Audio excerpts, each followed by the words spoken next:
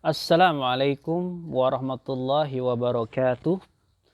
Alhamdulillahi wassalatu wassalamu ala rasulillah wa ala alihi wa sahbihi ajma'in, amma ba'd.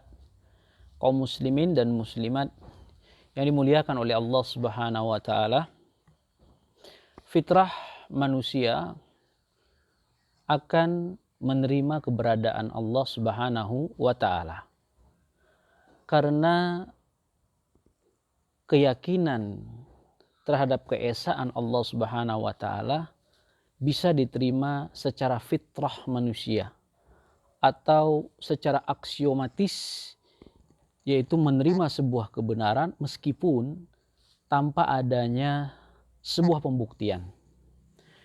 Di mana Allah subhanahu wa ta'ala menjelaskan di dalam Al-Quran surah Rum ayat 30, Allah katakan, fa'aqim wajhaka lidini hanifan fitratallah allati fataran nasa 'alaiha la tabdila li khalqillahi dzalika dinul qayyim. Allah katakan, hadapkanlah wajah yang lurus di atas agama Islam sesuai dengan fitrahnya, di mana Allah subhanahu wa ta'ala menciptakan makhluk di atas fitrah Islam, dan fitrah ini tidak akan berubah. Ya, ketika Allah menciptakan fitrah tidak akan berubah. Inilah agama yang lurus. Para ulama menjelaskan ayat ini bahwasanya manusia ketika Allah subhanahu wa ta'ala ciptakan, dia di atas fitrah Islam. Islam itu pintu masuknya adalah tauhid. Sehingga tauhid itu adalah pintunya Islam. Tanpa tauhid tidak akan tegak Islam. Oleh karena itu manusia diciptakan oleh Allah dengan fitrah tauhid kepada Allah subhanahu wa ta'ala. Dan fitrah tauhid itu tidak akan berubah ketika Allah subhanahu wa ta'ala menciptakan seluruh manusia. Nah, ini menunjukkan bahwa manusia dilahirkan di atas fitrah Islam, yaitu fitrah tauhid secara aksiomatis.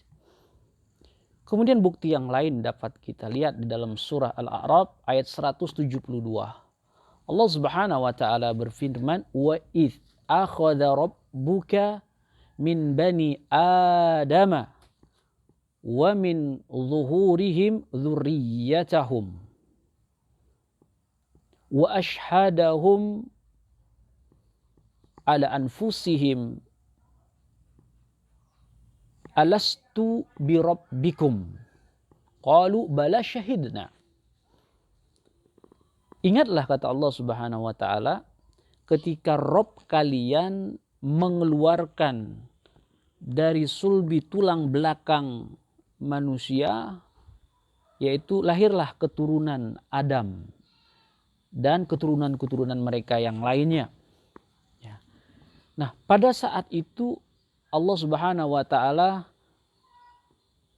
meminta persaksian pada ruh sebelum Allah lahirkan dia di dunia.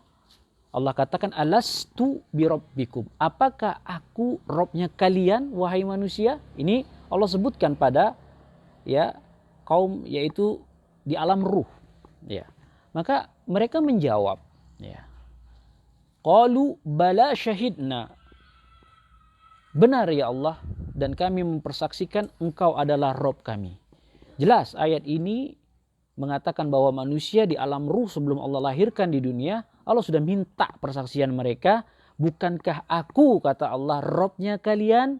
Maka manusia ruh menjawab, benar, kami bersaksi engkau adalah Rob kami ya Allah. Jelas, aksiomatis secara dalil. Kemudian ada sebuah pertanyaan. Kalau seandainya manusia itu secara fitrah dia beribadah kepada Allah subhanahu wa ta'ala semata, lalu kenapa masih ada orang yang beribadah kepada selain Allah? Orang Nasrani beribadah kepada Isa, ada orang yang beragama kepada Tuhan-Tuhan yang lain seperti agama Yahudi, ya, Nasrani dan selainnya. Maka tentunya ini sesuatu yang aneh. Maka kita jawab bahwa secara asal fitrah manusia selalu mengarahkan untuk beribadah kepada Al-Khaliq, yaitu pencipta Allah Subhanahu wa taala. Akan tetapi ya, fitrah tersebut dipengaruhi ada faktor-faktor yang membuat fitrah yang lurus itu menyimpang. Seperti adanya ya didikan orang tua yang tidak benar sehingga merubah fitrah tersebut. Bisa jadi buku-buku yang dibaca yang menyesatkan fitrah manusia, atau para guru-guru pendidik yang menyesatkan fitrah manusia, atau lingkungan, atau yang lainnya, sehingga fitrah manusia yang awalnya lurus disumbat, disimpangkan, sehingga fitrah tersebut tidak mengarah pada kebenaran, yaitu beribadah kepada Allah Subhanahu wa taala. Bukti hal ini bisa kita lihat di dalam hadis Nabi yang diriwayatkan oleh Muslim, kullu mauludin yuladu 'alal fitrah fa abawahu yuhawwidanihi wa yunassiranihi wa yunajjisanihi. Setiap bayi itu, kata Rasulullah, lahir secara fitrah Islam di atas tauhid. Tetapi kedua orang tuanya lah yang merubah fitrah bayi tersebut, yaitu anaknya. Sehingga anaknya bisa menjadi Yahudi, anaknya bisa menjadi Nasrani, anaknya bisa menjadi Majusi. Ini karena faktor kedua orang tua.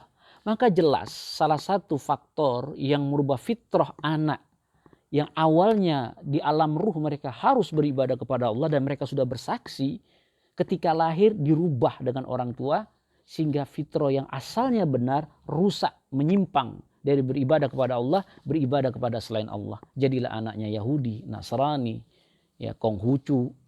Intinya selain Allah, yaitu intinya beribadah kepada selain Allah Subhanahu wa taala. Jelas. Nah, kaum muslimin yang dirahmati oleh Allah Subhanahu wa taala. Terus kalau ada yang mengatakan, bagaimana kalau bayi itu lahir tanpa ada orang tua, tanpa ada pengaruh, tanpa ada buku? Apakah tetap fitrahnya masih beribadah kepada Allah? Nah, kita jawab bahwasanya yang merusak fitrah itu bukan hanya faktor-faktor orang tua saja, lingkungan, buku, atau pendidik yang lain. Ada satu perusak yang lain.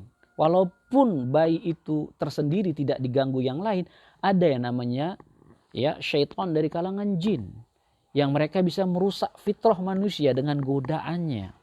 Ingat kata Allah Subhanahu wa taala di dalam surat Shad ayat 82 sampai 83, di mana ya iblis ya mengatakan kepada Allah, qala fa bi izzatika la uwiyannahum ajma'in illa ibadaka minhumul mukhlasin.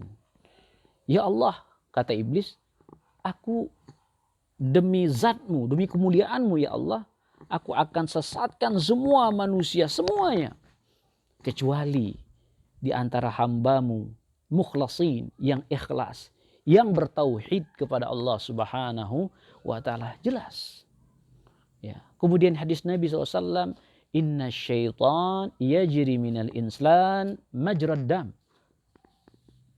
wa inni khasyitu ayyakdhifa fi qulubikum syarran. Sesungguhnya syaitan itu berjalan dalam tubuh manusia seperti ya mengalirnya darah. Artinya syaitan ada dalam tubuh kita. Ya. Dan aku takut, kata Rasulullah, setan itu melemparkan keburukan di dalam hati kalian berdua, wahai Muhajirin dan Ansar. Nah, di sini adalah peran setan yang bisa merusak fitrah